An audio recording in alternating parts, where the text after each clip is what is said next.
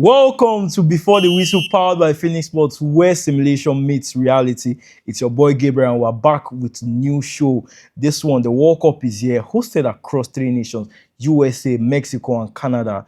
And as you know, football fans are ready for another chapter, that is the beautiful game. But as you know, predictions are out. Experts have their favorites, and fans will surely back their nations. But while all this happens, you always know that emotions can cloud your judgments in terms of predicting these matches. But how did we do? We thought about it and said, let us turn to EAFC 26 with the new World Game feature introduced, with the updates introduced to the game. We said, let's simulate some of those matches and let's see if the virtual reality can actually predict what's going to happen in this game. Can virtual reality predict football? And for every episode, we'll be simulating the exact World Cup fixtures here at Phoenix Sports to provide you an insight on what the game thinks will happen. We'll also be diving into the tactical analysis of what these matches mean here in the studio with us. But the question right here from fans will be, did the simulation get it right? So we'll be diving into all of that. This is not just a preview. This is Before the Whistle. And remember, life is a game. Press play. Yeah, welcome back. With the first round of matches already done, we've had some shocking results. The tables are already sitting up. We've had some bangers of goals, and you also know some players have also started making their name here on the big stage. As you can see across the tables, a lot of things are already shaping up. But with that already done, we'll be simulating the exact fixtures for the round 2 matches. That's where we'll be kicking off with this one. And some very, very interesting, with about 24 matches played, that we will play in this second round. We'll be bringing you what the simulations had to say for some of those matches.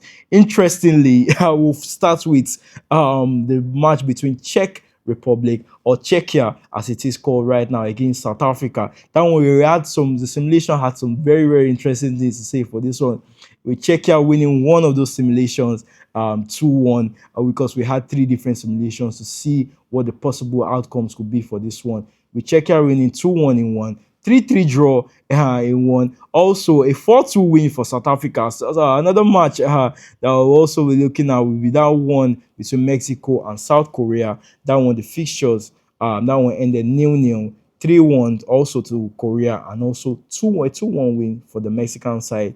Moving on to Switzerland against Bosnia, the simulation also predicted a 3-2 Swiss win, a 1-0 win for Bosnia, and also a 2-1 win for the Bosnia team. Scotland against Morocco is another very interesting one, with Brazil and Haiti also in that group. A 3-0 win for Morocco was predicted, and also another 3-0 win, a 3-1 win for Morocco was also predicted via the simulation. And also for that match, Brazil-Haiti, 2-0 win. This one, Brazil will come into this one as favourites. 2-0 win for Brazil, a 1-0 win also predicted, and also 2-2 draw. That will also be a shocking result. We'll be diving into some of those results later, to speaking about the proper match analysis. But also looking at some of the other matches, the Netherlands against Sweden. This one, 3-0 Dutch win was predicted by the simulation. A 1-1 result also predicted, and also another 1-1 result. So we might be looking at some draws in that game. Ecuador against Curacao, a 3-0 win, another 3-0 win, and 4-1 was also predicted for this one. While for Germany against Cote d'Ivoire, a very, very impressive opening for both countries in the round 1 matches. But for this round 2 fixture that will be coming up against each other, it was predicted a 2-1 win for Germany, 1-1, and also a 1-0 for Germany also. Another interesting fixture that will be happening in this round 2 fixtures will be that match between Norway against Senegal. A really, really big group. That one, that France is also in that group also. But this one, it was also 3-1 win for Senegal that was predicted via the simulation. Another 3-1 win, and also another 3-0 win. That one I don't really quite agree with, but I'll be giving you my thoughts on those ones. And also, lastly, another fixture I'll be calling on is that one between England and Ghana. A 2-1 win for England was predicted, 4-1 win, and also a 2-0 win. Those are some of the simulations we got from what we had from the World Game feature, as I mentioned, the updates that have been updated for the EAFC 26 game. But while all this has been said by the simulation, we'll have to dive into some actual facts and some of the key things that will happen during this feature. We'll be diving into that next. And as always, remember, life is a game. Press play. Yeah, welcome back, guys. I did tell you that I'll be giving you my thoughts on what's going to be happening on those matches. But we'll be picking out selected matches from the simulation because there were some I did agree with and some that I do have some thoughts to say. Okay, it might not go that way exactly. And but the first one we'll be diving into is that one from Group A, that one between Czechia and South Africa. The Bafana team were down with two red cards in the first home game, and also Czechia were also predicted to at least even finish in the top two in this group by the experts. But it was been a mixed bag of results from them after the first round. And just even looking at the teams itself, you could say this game is basically effective pressure because in this group, three people are supposed to qualify, three teams are supposed to qualify from it. But this is a game, where both teams will be looking to pick up points. Just even looking at what the simulation had to say for this one, they had Czechia winning 2-1, as I mentioned before, a 3-3 draw and a 4-2 victory for South Africa. Uh, but tactically, the matchup is quite interesting because Czechia have been associated with a more physical structural side. Suchek, the Western man, is going to be a very, very key feature for this Czechia team. And also Patrick Schick, the striker, also will be very, very important for that Czechia team. But Bafana, after having those two red cards in the first game, will be coming into this one to try and switch up things. I was very, very critical about them switching to a back five when they played Mexico, a formation they had not played previously, even during towards qualifiers coming into the World Cup. But they went with that formation, and it's basically you could say nerfed them in terms of how they play because of their really big transition team. That's how the South African team have been able to set up, even going through qualifiers. They're always looking to sit back and also, even with the back four, and also hit them on the counter. But in the first game, they went with a back five and it backfired against them. But aside the aside the aside the simulation, I would just say the 2-1 victory is what I'll really be going for in this one. Because if you look at their head to head, before this, both countries had only met once, and that was in the 1997 Confederations Cup, that one that Brazil eventually won. And that game, it was 2-2. That one was hosted by Saudi Arabia after South Africa had won the Africa Cup of Nations in 1996. But key players that I'll be looking at in this game that will probably maybe make a difference will be Patrick Schick, as I mentioned before, and Ronwen Williams, the goalkeeper for Bafana.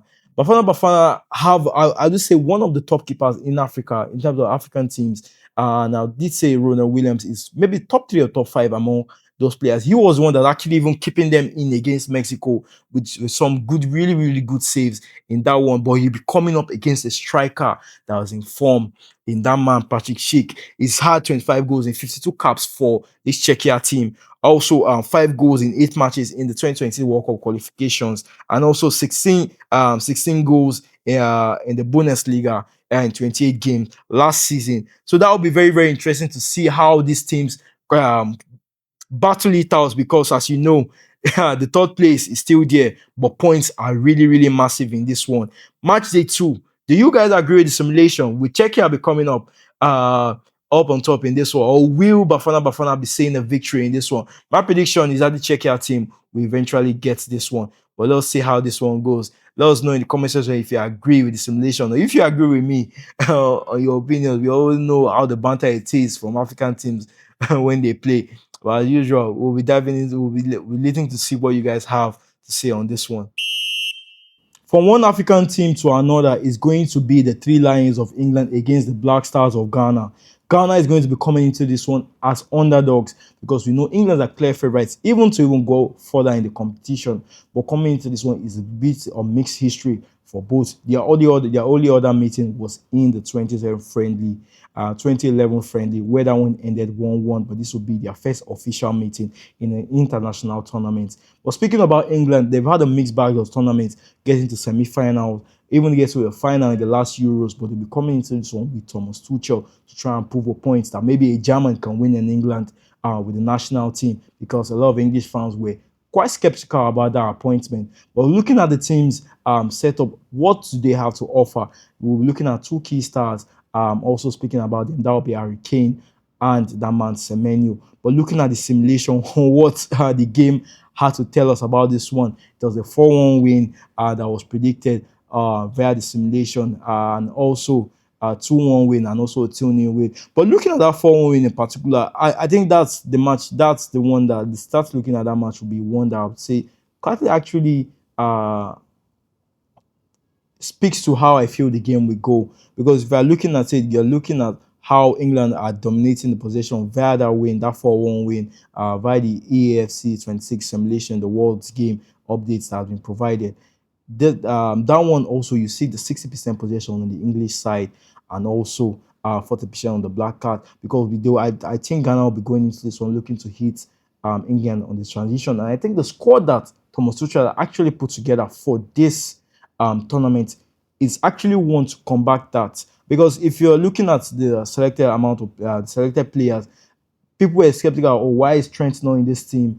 Why is people like Palmer not in this team? But I think he's picked a team that will be able to move across a knockout phase and be able to get them those crucial wins. But coming into the key players that will be very, very, very important for this one will be those two men I mentioned. It's Harry Kane, and it is that man Antoine Semenyo, moving from Bournemouth to Man City in the January transfer window after a very, very good spell at Bournemouth under Ian Areola, who is currently already at Liverpool currently as a head coach. Harry Kane, his record for England speaks for him. 79 international goals, 8 World Cup goals. He'll be looking to add to that, the World Cup this year also, because that man is a deadly force. 61 goals for combined for club and country for the 2025-26 season. But where can Ghana actually hurt England?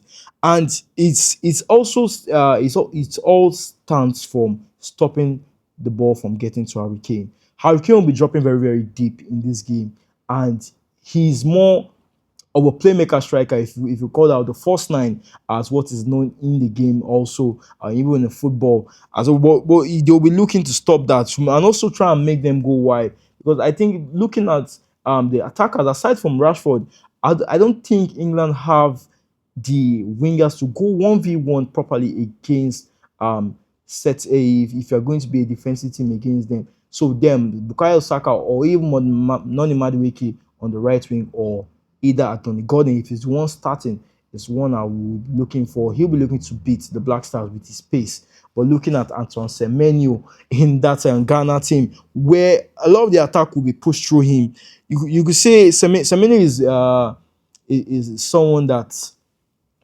there's a lot of unpredictability in how he plays. You know he's going to go at you, but you need to make sure that you're also physically strong to also hold him. And that man, Rich James, will also be coming up against him. That will be very, very, very key battle in this one. And whoever comes out on top will also determine who the amount of goals that will be coming up for the Black Stars in this one. But one thing I would just say is England bring control as with one of the elite finishers in Harry Kane, but Ghana, they bring pace, unpredictability, and they believe in big performances. You know how African teams are, they like to turn up on these big stages and show that yes, we can compete against these these European nations. But that's one I'll also be agreeing on, to say that yes, England will be coming up on top. But next one we'll also be looking at is that match between Brazil and Haiti. Brazil, after a very, very interesting match in the first round of matches against Morocco, a match where you say Brazil over the years, right, even after the 2014 World Cup, have been, you can say sorts of so a little bit of disappointing to their fans in terms of how they progressed in competitions. But coming into this one against Haiti, you'll be looking that you'll be able to get the job done against this Haiti team. The simulation, looking at it with a 2-0 win, also a 2-1 win, sorry, also a 1-0 win, and also a 2-2 draw. That 2-2 draw, I don't think is quite feasible for that Haiti team, because I think the Brazilians will have a lot in their attack to attack this Haiti team. But I don't expect it to be a high scoring game. As even that's one of the reasons why I agreed with this simulation, because when you expect Brazil to be on top of their game, that is when they tend to kind of like disappoint. With Vinicius Jr. in that team, Rafinha, Bigne, Igor Thiago, scoring a lot of goals for Brentford last season. Paqueta, the man who has left West Ham now, also in that team. Casemiro, looking at their defense, with that man, Alisson Becker, Marquinhos, a recent Champions League winner with PSG, and Gabriel, losing to that man, Marquinhos, them coming up in that defensive structure. You'll be hoping that they will be able to keep this Haiti team out of the team while they get 1 or 2 goals up front. And as I mentioned, Vinicius Jr. will be very, very key for this one, because he'll be looking to state his name, because people have been saying, okay, yes, he does perform for that Brazil, for that Real Madrid side, obviously winning the Champions League, but for this team, Brazil team, he has not really been able to prove it on the international stages. But not this isn't just all about Brazil. Let's talk about how this Haiti team, who they have that can actually even hurt this Brazil team. And I think I'm pronouncing his name, Franzit Patriots, the center forward. This is where he matters. Against Scotland, they had they had chances, but they could not convert.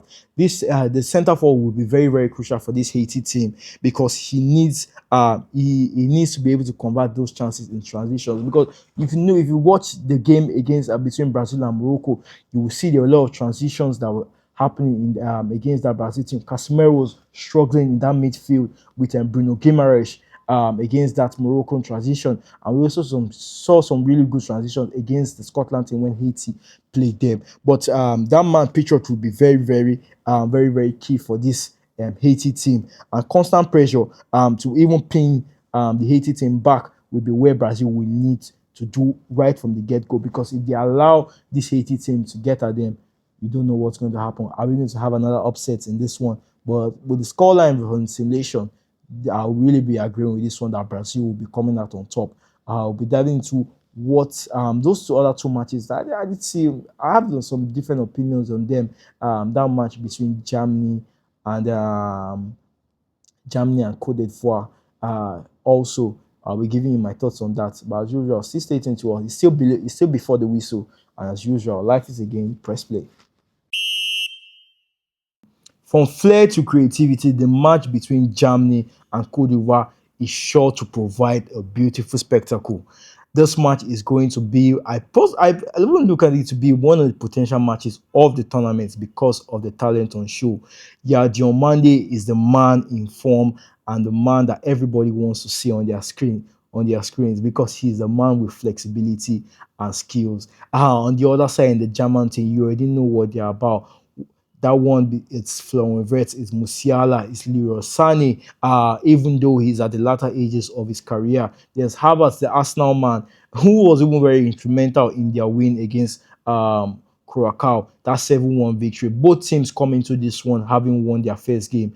Their only meeting before previously was that one in 2009, where it ended 2-2. In that one, stalemate. But this one, let's first look at how the simulation predicted this one. We're seeing a 2-1 win in this one. This one, we were seeing a 59% possession and for the 41 for this Cote d'Ivoire team. I do expect the game to go that way, but where I'll be disagreeing, just even before we move on to that, we'll be looking at let's also look at the other fixture, other results in this one.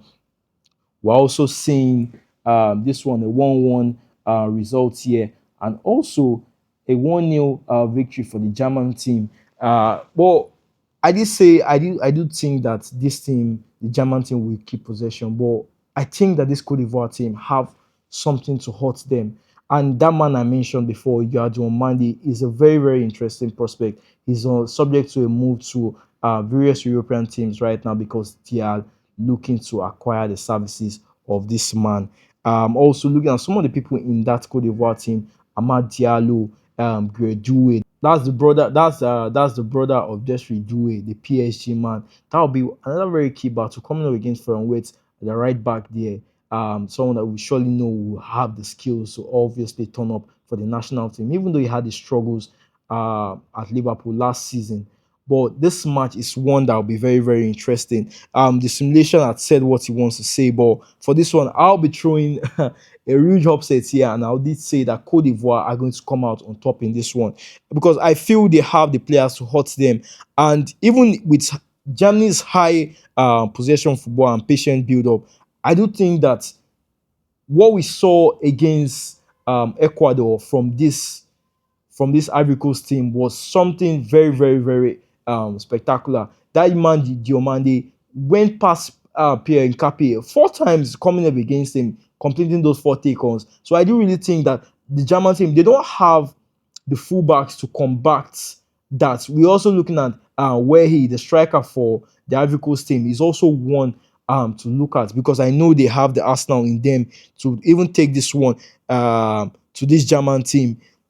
The opening game, you could say Germany going to survive um are Germany going to survive the counter attacks, the transition play from this Cote d'Ivoire team? But also, you can also state it that the Cote d'Ivoire team will be able to sustain the high pressure that this high sustained possession from this German team. But I do think that they will come up on top in this one. It's very, very interesting to see if I'm right on this one, or maybe the simulation is going to get it right. It's a human against machine at this point. But let's see if I, the sport analyst, has a better thought than the AI here in this one. But another game I did like to speak about that I don't really agree on with Norway and Senegal. This is a game of stars packed in both teams. Ismail Sarr for the Senegal team, Sadio Mane, a veteran in the game for that Senegal team, Nicholas Jackson also a very, very interesting figure for that Senegal team. But also looking at Norway, their first competition in a very, very long time. This is the first time they'll be competing uh, on the international stage in a major competition for a very long time. They will be looking to stamp their ground because this group is very, very packed. It has France. They still said that the Norway team and also Senegal. But looking at the head-to-head in this one, even before we go into the simulations itself, the only time they are barely met, the only recorded senior meeting between the two nations was a 2-1 victory for this Senegal team in 2006 friendly. But overall, there's not really been having any competitive history between both teams. But this makes a fresh tactical battle, and key players we'll be looking at is Erling Haaland for that Norway team. Odegaard also solid the Atletico Madrid man. But looking at the simulation, what it had to say, it was in the big favor of this Senegal team coming into this one, stating that they will even get a 3-1 win against the Norway team, a 3-0 win again in another simulation for this one. And the third simulation even went a 3-1 scoreline again. So the simulation is trying to tell us that the Senegal team will come up on top. Not this one compared to the other African teams that we've spoken about across this show. It's more of an upset, but for this one, I think you could say Senegal have what it takes to take on this Norway team. But I would say I do feel the Norway team will come out on top. And the key factor that I'll be looking at is Erling Haaland. In world football, there's barely anyone you'd say is above this man. Just even looking at, I don't think they'll be more on the possession in this game, but I think they'll be able to hit this Senegal team by just being clinical. Martin Odegaard, a very, very key feature. Creativity is where he's going to have to step up for this Norway team coming into this feature because once you supply those balls to Iran, it's almost sure that he's going to get those goals for you. And goals is what you need in this fixture. If you're able to be more clinical than your other opponent, there's no way you're not going to come out on top in this game. Just when looking at other things that you could say could come into play, is the physical battle when it comes to the midfield. I did mention Odegaard before. There's Sandra Berge for the Norwich team, but as you all know, they associate physicality with African teams, and if they are able to combat this Norway defense or this Norway midfield, it's going to be a long day for them because if the Norway midfield is not able to properly orchestrate their attacks or even maybe even break down this Senegalese team with Sa, someone who was also called up, that's a defender I'm calling. Another so I'll be saying that Malang Sarr is a big miss for the Senegalese team because I did think that it was a proper form in this past season in this past season to be able to get a call up into this Senegalese team. But we'll be seeing to watch what eventually even unfolds in this fixture because it could be what we even decide on who qualifies, maybe even second or third if we do even as we expect that French team to eventually even dominate this group on top.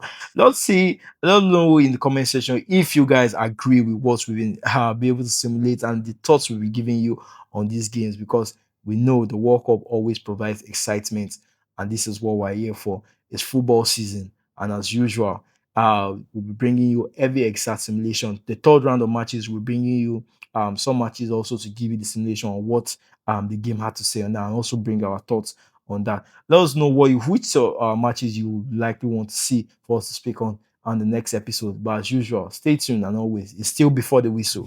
And remember, life is a game. Press play.